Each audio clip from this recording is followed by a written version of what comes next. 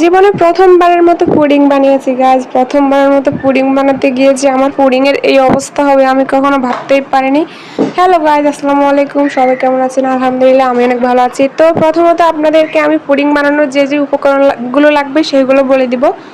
এখানে হচ্ছে আমি প্রথমত 2টি ডিম নিয়েছি এবং এগুলো ভেঙে একটা কাঁটা চামচের সাহায্যে এগুলোকে মিক্স করে নিলাম। এরপর এর ভিতরে পরিমাণ মতো চিনি অ্যাড করে দিলাম অ্যান্ড হচ্ছে এর আগে জাল করে রাখা কিছু দুধ রেখে দিয়েছি, কারণ দুধগুলো আগে থেকে জাল করে রাখলে নাকি পুডিং অনেক ভালো হয়। তো আগে থেকে আমি দুধগুলো জাল করে রেখে দিলাম।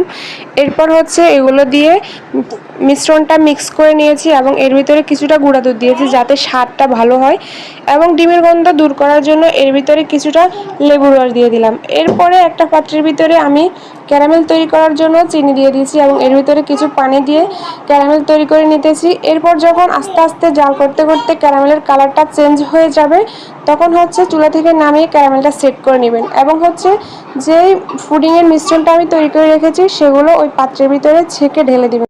ছেঁকে না দিলে পুডিংটা দেখতে সুন্দর লাগবে না। তো এরপরে আমি আলাদা একটা পাত্রে কিছুটা পানি দিয়ে দিলাম, এর উপর একটা স্ট্যান্ড দিয়ে পুডিংয়ের বাটিটা আস্তে করে বসিয়ে দিলাম। পুডিংয়ের বাটির মাঝখান বরাবর পানিটা থাকলে তাহলে আর পানিগুলো ভিতরে ঢুকবে না, বেশি হলে কিন্তু আবার পানি ভিতরে ঢুকে যেতে পারে।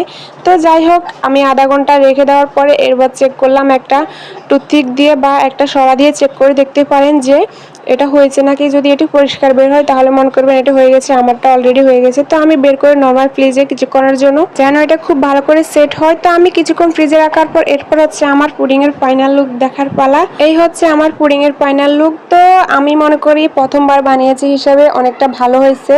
আমার এখানে হয়তো উপাদান কিছুটা কম বেশি হয়েছে যার কারণে পুডিংয়ের কালারটা এরকমের আসছে, কিন্তু খেতে অনেক ভালো হয়েছে। তো আপনারা আমার চাইতে একটু ভালো করে বানানোর ট্রাই করবেন।